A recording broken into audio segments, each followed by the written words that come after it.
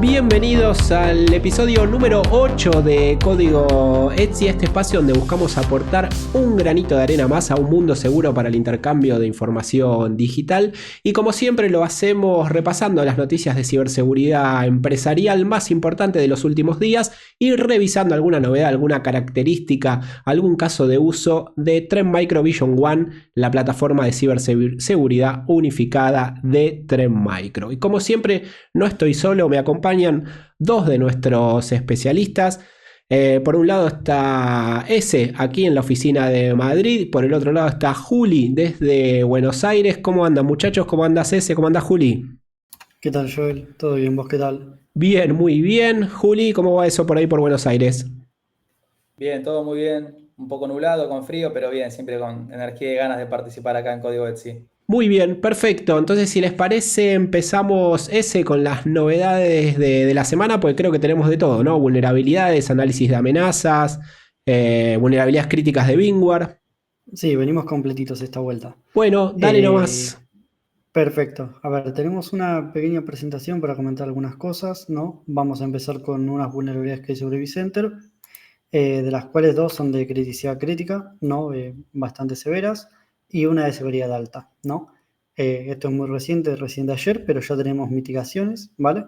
Hablamos de dos vulnerabilidades críticas que permitirían a un atacante básicamente la ejecución de código remoto, encontrándose simplemente dentro de la misma red que un servidor vulnerable.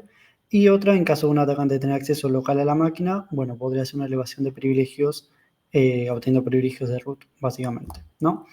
Hay muchas versiones afectadas, tanto la 7 como la 8 como Cloud Foundation en las versiones 4 y 5, pero también tenemos ya versiones que corrigen estos fallos de seguridad, ¿vale? Dado que hoy día es una tendencia a atacar los entornos de virtualización, recomendamos lo antes posible a los clientes que usen vCenter y sepan que puede tener una versión vulnerable, bueno, que revisen el advisory oficial del fabricante para mitigarlo lo antes posible. Sí, creo ese que todos hemos visto en los últimos años cómo los ransomware de alguna manera aprovechan este tipo de vulnerabilidades para afectar los hosts de DSX, digamos, ¿no? Así que es súper, súper Sí, importante estar al día con este tipo de vulnerabilidades. exacto, sí, hoy día es una tendencia muy constante, ¿no? El hecho de aprovechar precisamente estos fallos para directamente cifrar, por ejemplo, los discos virtuales de las máquinas, lo que hace mucho más difícil cualquier tipo de metodología de backup o cualquier recuperación ante un incidente de Che, ransomware. y además de parches, ¿alguna otra recomendación que puedas darnos en relación a mejores prácticas para tratar de reducir la superficie de ataque de VMware? Y yo creo que algo que no se está ahí impulsando tanto como se debería hacer es el tema de la segmentación de red, ¿no? Muchas veces pasa que porque así está montado por motivos históricos, tenemos una red completamente lateral donde cualquier equipo del usuario yo puedo llegar a mi vCenter, ¿no? Y eso no es lo ideal. Servicios críticos como los de virtualización, herramientas de backup y ese tipo de software, lo ideal es que esté bien segmentado y que solo se tenga acceso desde los equipos de nuestros administradores. Bien, excelente, gracias por eso. Nada. Y ahora bien, siguiendo, alguna novedad que queríamos comentar es que, bueno, hubo resultados de una encuesta sobre Threat Hunting que hizo el Instituto SANS, ¿no? En las que algunas cosas que nos interesaba mencionar eran, bueno, algunas novedades con respecto a cómo se están planteando hoy día las empresas todo lo que es el Threat Hunting, ¿no? Lo que podemos ver en este gráfico es básicamente la distribución de empresas que participaron de la encuesta, los diferentes roles, dónde tienen sus operaciones, dónde tienen sus headquarters y demás. Una tendencia relativamente linda que nos gustó ver en esto es el hecho de que participaron muchas pequeñas y medianas empresas, ¿no? Que es algo no muy habitual cuando hablamos de cosas como threat hunting o de, entre comillas, eh, dar un seguimiento serio, ¿no? A lo que es la ciberseguridad. Y por otro lado también tenemos muchos roles, ¿no? Tenemos roles muy diversos que estuvieron involucrados en esto, ¿no? Entonces, ¿qué es lo que nos revela un poco esta encuesta y sus resultados? Bueno, cada vez hay una mayor adopción de lo que es una metodología de threat hunting formal, es cada vez más multidisciplinario, es decir, tenemos ya diferentes roles, diferentes áreas dentro de la empresa que están involucradas en estas operativas. Y algunas de las cosas que suelen ser con respecto a los ataques más prevalentes que se siguen viendo y que por ende nutren este tipo de investigaciones, siguen estando el Business Email Compromise, el ransomware en segundo lugar, y lo que son las tácticas, técnicas y procedimientos, ¿no? Los que ya nos vienen siguiendo los diferentes episodios de Código Etsy saben que nuestra plataforma Vision One se apoya muchísimo en el framework de Mitre, que se basa precisamente en categorizar los ataques en lo que llamamos los TTP, ¿no? Tácticas, técnicas y procedimientos. Se sabe que lo que son las amenazas, por así decirlo, serias de cibercrimen, grupos cibercriminales, APTs y demás, siguen un modus operandi muy estricto y muy fijo con respecto a estas TTPs, por lo que tener un conocimiento, investigación y seguimiento de ellos para la estrategia de threat hunting se vuelve una pieza clave. Y por último, el hecho de que con el uso de este tipo de metodologías, las empresas que respondieron a esta encuesta comentaron que han reducido por un lado todo lo que es el ruido, falsos positivos y demás, y que todo lo que son sus capacidades de detección y respuesta y visibilidad también sobre sus propios activos ha aumentado muchísimo. Es decir, no solo desde una perspectiva de respuesta, sino también desde una perspectiva de llevar un seguimiento más proactivo y más atento, por así decirlo, a la superficie de ataque y al nivel de riesgo de la organización. Sí, insistimos también con la parte de Beck porque es realmente muy difícil frenarlo únicamente a nivel tecnológico con la famosa concienciación, ¿no? Exacto, sí. Hoy día los usuarios son una pieza clave en la estrategia de ciberseguridad, ¿no? No es tanto el eslabón débil, sino el punto que debemos reforzar porque son eso, una pieza clave que se ha vuelto cada vez más importante cuando hablamos de este tipo de Sí, ataques, ¿no? una nota de color que nos pasó a nosotros mismos hace poco aquí en la oficina de España, cambiamos la cuenta bancaria y nos puso muy contento que muchos clientes nos llaman cuando reciben la notificación de que cambiamos la cuenta bancaria para los pagos, nos llaman para validar telefónicamente si efectivamente es legítimo ese cambio, ¿no? Bueno, esos clientes seguro nos escuchan mucho porque es una de las cosas que recomendamos cuando damos las charlas de concienciación. Así que viene genial. Y después, bueno, alguna novedad también tenemos sobre el grupo de cibercrimen, principalmente sobre Scatter Spider, ¿sí? Este grupo de cibercrimen estuvo haciendo un poco eco en los últimos años por varios ciberataques a empresas de alto perfil que llevó a cabo, ¿no?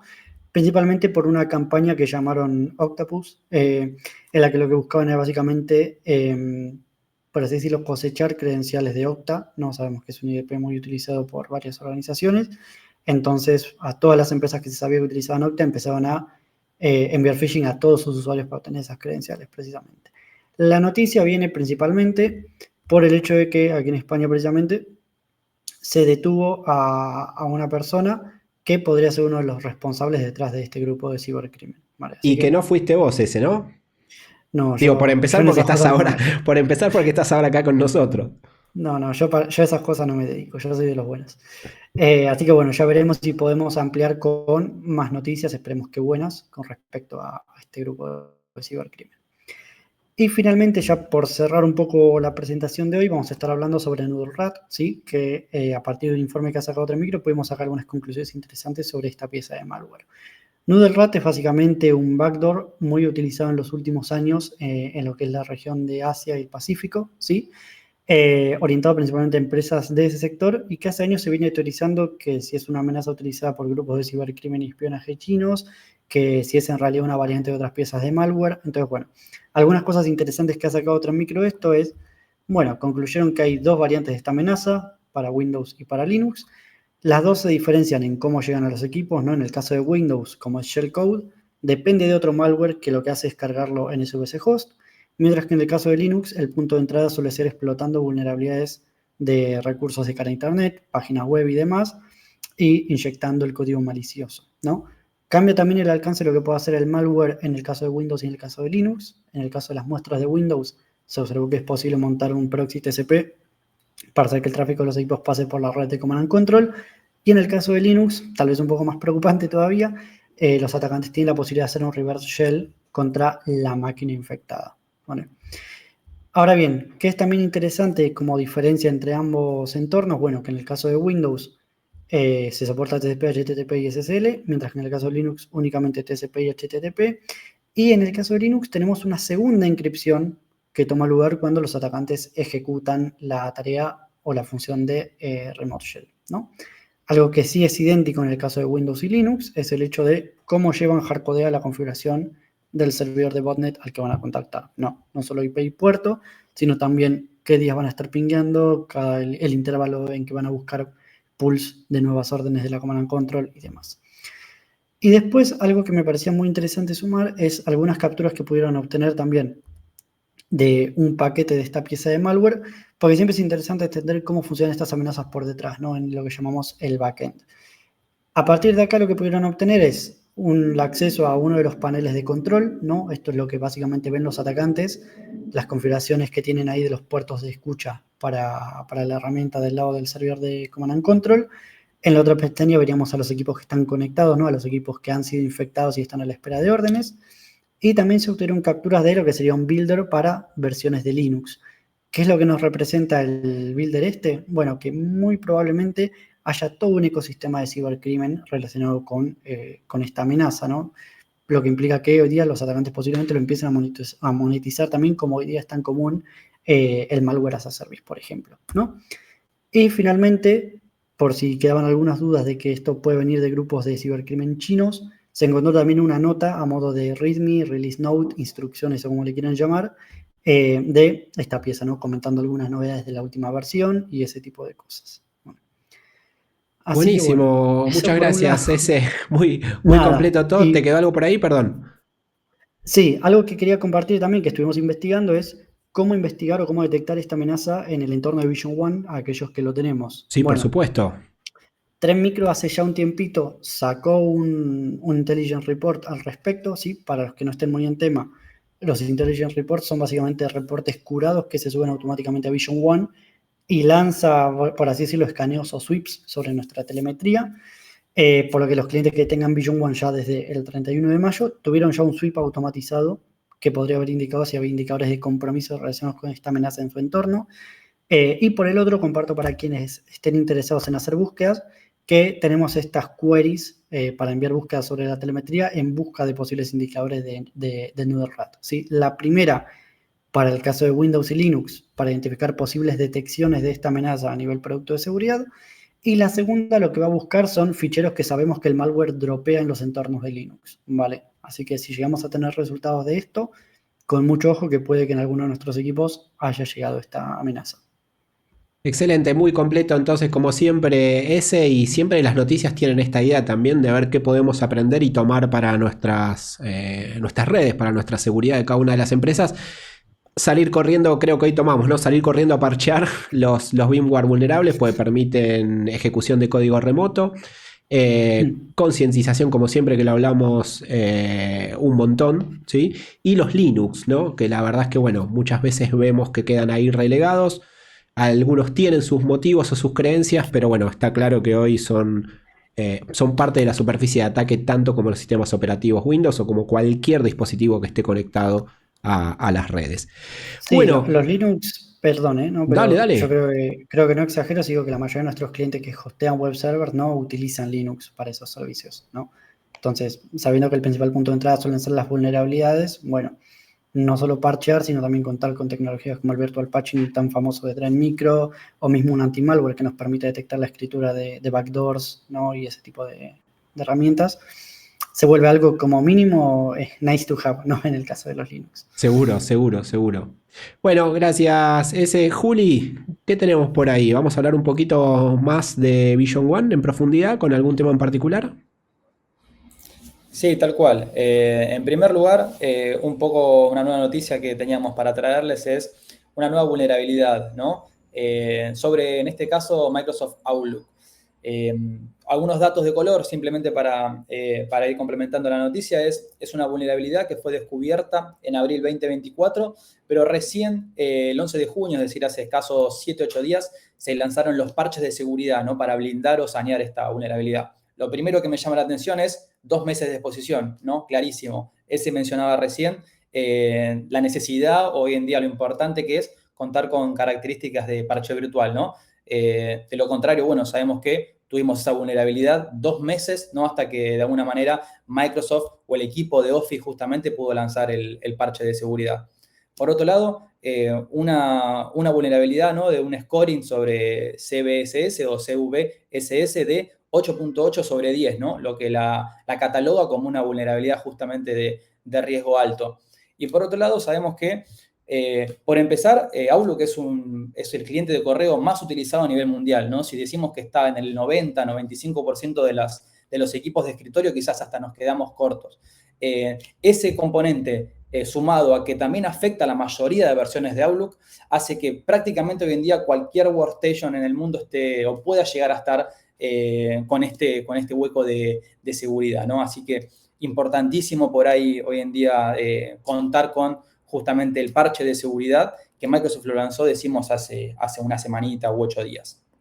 ¿Qué debemos tener en cuenta o qué debemos considerar nosotros como administradores IT, como administradores de ciberseguridad? Bueno, determinados componentes. Por empezar, entender o comprender que esta vulnerabilidad radica en un desbordamiento de un buffer, ¿no? Lo que permite a un posible atacante poder ejecutar código arbitrario exactamente con los mismos privilegios que o el usuario logueado o el usuario que está hoy en día de alguna manera ejecutando la aplicación de Outlook, ¿no? Lo que lo transforma en una vulnerabilidad de alta explotabilidad. Por otro lado, y para mí la nota de color, show acá, es que esta vulnerabilidad o esta falla es directamente, decía, se produce directamente al abrir o previsualizar un correo electrónico, ¿no? Lo que la cataloga como una vulnerabilidad de zero click remote code execution. Es decir, que no hace falta o no es necesario que el usuario genere algún tipo de acción adicional, como puede ser, ejecutar algún adjunto que tenga el correo, ya sea un Word con una macro, un PDF con algún tipo de otro script embebido, o hasta incluso poder acceder a una URL de phishing o de malware embebida dentro del body del correo, simplemente con abrirlo o previsualizarlo desde la pantalla del panel de lectura que tenemos todos en Outlook, ya esta vulnerabilidad no toma lugar. Y en tercer lugar, bueno, lo decíamos recién, la parte obviamente de mitigación. Siempre aplicar el parche oficial del vendor es de alguna manera la solución, digamos, fidedigna para poder blindar esta vulnerabilidad. Sabemos que Microsoft, decíamos recién, lanzó parches para sus distintas versiones de Microsoft Outlook hace 7-8 días, así que obviamente nosotros recomendamos no altamente que puedan aplicar esas actualizaciones que están relacionadas. Hasta ahí yo un poco comprender qué es la vulnerabilidad, comprender qué podemos hacer a nivel preventivo, pero un poco el acercamiento igual, que perdón, queremos. Juli, pero sí, el peor de las pesadillas, digamos, ¿no? Cuando se trata de una vulnerabilidad de ejecución desatendida que afecta principalmente a los usuarios en una actividad diaria, como es abrir simplemente el correo electrónico, definitivamente estamos frente a un problema que hay que prestar atención. Sí, ni hablar y más teniendo justamente este componente, ¿no? Zero click remote code execution, digamos. No hace falta ninguna acción del usuario, no es necesario ningún tipo de paso adicional, el usuario no tiene que abrir un correo, no tiene que ingresar credenciales en ningún tipo de portal de phishing o lo que fuese, ¿no? Es muy, digamos, fácil, si quieren, para los ciberdelincuentes poder justamente explotar esta vulnerabilidad. Entonces decíamos, ¿qué podemos hacer nosotros desde equipos de Incident Response, desde equipos de SOC, para poder estar de alguna manera más alerta sobre esta vulnerabilidad? Como en todo ciberincidente, siempre recomendamos poder tener técnicas o procesos o procedimientos de detección y respuesta basados en cada una de las fases de un ciberataque, ¿no? Simplemente para dar a conocer a nuestros oyentes que nos escuchan no necesariamente un ciberincidente tiene que contemplar exactamente cada una de las fases del ciberataque que estamos en este caso mostrando en la diapo, o quizás no necesariamente tienen por qué estar en este orden, ¿no? Se pueden dar de forma aleatoria, o quizás no todos los ciberincidentes tienen cada una de las fases de ataque, pero simplemente a modo global, ¿no? Nosotros ejemplificamos estas etapas, ¿no? De lo que sería un ciberataque. En este caso simplemente es un baseline, lo que sucedería, por ejemplo, con algún tipo de ransomware. Repasamos rápidamente las fases, pero pueden ser desde un acceso inicial, un discovery de red para identificar dispositivos o recursos de mayor interés para los ciberdelincuentes, una fase de acceso a credenciales y elevación de los privilegios, obviamente con la finalidad de poder obtener credenciales de alguna manera que tengan mayor management o mayor scope sobre toda mi red, léase domain admins para quien entiende un poquito más. Fases por ahí más de movimiento lateral, ¿no? Que ya conocemos, se utilizan por ahí herramientas fidedignas o herramientas hoy en día válidas como puede ser PSEXSEC, justamente también para pasar desapercibido, ¿no? Lo que llamamos una parte o una etapa de evasión de defensas, no ser detectado por los distintos componentes de ciberseguridad de una organización, hasta, bueno, el último paso que podría ser una posible exfiltración de datos y el posible impacto, ¿no? Como podría llegar a ser en este caso, decíamos, la ejecución de un ransomware. Entonces, nosotros, ¿qué deberíamos hacer identificando estas fases de un ciberataque? ¿O qué es lo que hacemos nosotros desde Etsy Trend? Bueno, de alguna manera generar tareas o acciones de respuesta automatizada que estén basadas en cada una de las fases de un ciberataque que mencionábamos recién. Nosotros automatizamos justamente determinadas acciones, ahora las vamos a revisar más en profundidad, pero que nos permitan, ¿no? Y por ahí lo decía ese hace un ratito, ¿no? Apoyarnos en quizás la matriz de técnicas, tácticas y procedimientos de Mitre, porque sabemos que los ciberdelincuentes siguen de alguna manera ese baseline o ese camino hasta llegar justamente al último paso, la última fase, que era el impacto. Vamos nosotros ahora entonces rápidamente a realizar una demostración, realizar justamente la simulación de una fase, una etapa, ¿no? De lo que podría llegar a ser un major ciberataque o un ciberataque, digamos, global en todas las etapas. No sin antes mostrarles un poquito o rápidamente para que se entienda a la gente que hoy en día nos escucha qué es un playbook o qué es justamente una acción automatizada. Decíamos recién, un playbook es la posibilidad de generar una acción dada determinadas condiciones que se van a dar dando previamente. Rápidamente lo repasamos. Nosotros lo que vamos a hacer es definir que este playbook se ejecute de manera manual o de manera automatizada a través de una regla o de una alerta que tengamos en nuestra consola de Vision One. En este caso la llamamos Workbench. Ese Workbench se va a dar a partir de determinadas reglas que pueden ir saltando, determinados modelos de detección. Ahora vamos a ejemplificar algunos de lo que era nuestra fase 3, que es lo que vamos de alguna manera a demostrar en esta oportunidad. ¿Qué acción vamos a tomar? No, en este caso, parado en distintas capas de la red, es que podemos tomar distintas acciones. Si estamos parados en una capa quizás de correo, podemos tomar una acción contra justamente en determinado correo malicioso, como puede ser eliminarlo o enviarlo a cuarentena, o por ahí, si estamos parados más de la capa del usuario, y esta es la acción que nos interesa a nosotros y que es súper tradicional y súper baseline para equipos de incident response, la que va a ser aislar un equipo o isolate endpoint, es decir, aislar cualquier comunicación que pueda llegar a recibir ese equipo. Una última solapa de configuración, si se quiere, es para notificar justamente al administrador de que se ejecutó una tarea automatizada por la detección justamente de alguna alerta de tipo XDR. Dijimos recién, vamos a realizar ahora brevemente una demo de justamente una capa o una etapa de este ciberincidente. En este caso elegimos la fase 3, que es la de acceso a credenciales. Van a ver que ese playbook que está asociado a acceso a credenciales va a ser resultante de distintos modelos de detección. Como bien observarán rápidamente, están todos asociados a un dampeo de credenciales, que es justamente lo que nosotros vamos a replicar ahora en la demo. Así que, no sin más, avanzamos directamente a lo que es justamente la demo que tenemos pregrabada.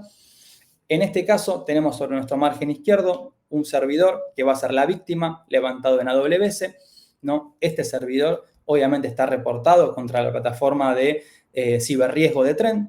Está obviamente con el sensor de detección y respuesta activo, no lo podemos ver en solapa.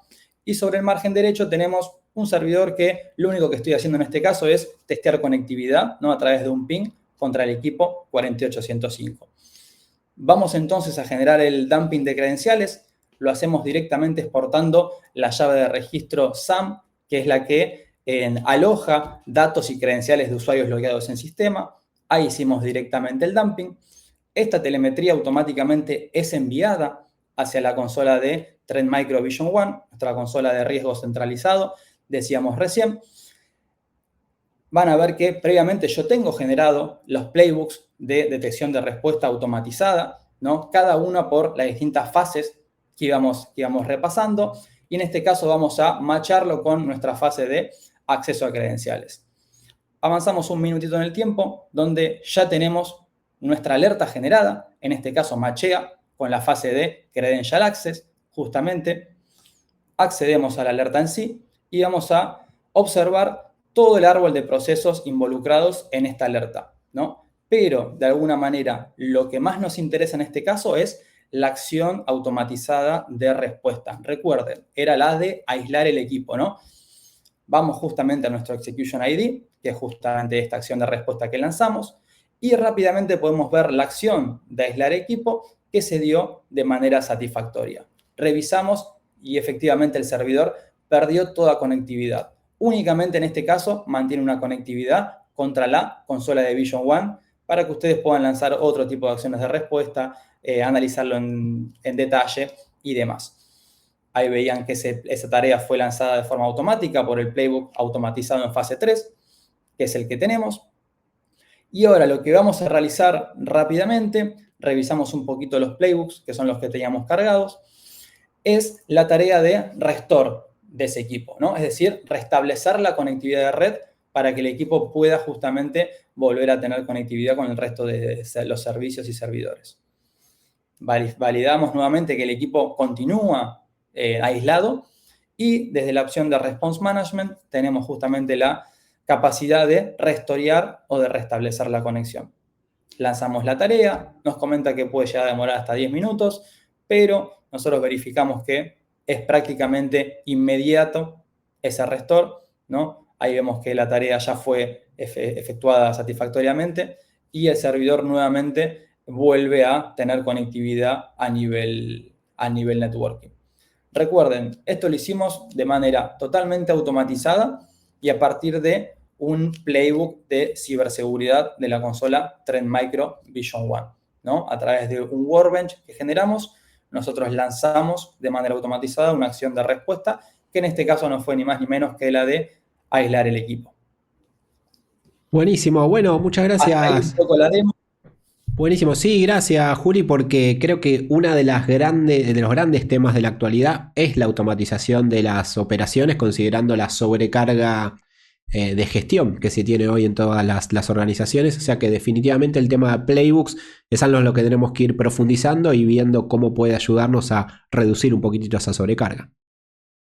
Sí, tengan en cuenta que acá, a ver, nosotros únicamente ejemplificamos una partecita de lo que hoy en día nos permite hacer Vision One. La verdad que las acciones de respuesta son bastante amplias y cada vez son más. Dije que en la parte de correos se podían enviar correos a cuarentena, eliminarlos o demás, pero también con la integración de árboles de directorio activo nos permite tomar acción contra los usuarios que están involucrados, ¿no? Como puede ser forzar un password reset del usuario, forzar un logoff, hasta mismo bloquear la cuenta, ¿no?, de Active Directory si realmente está teniendo algún tipo de alertas críticas, ¿no?, o el de alto riesgo.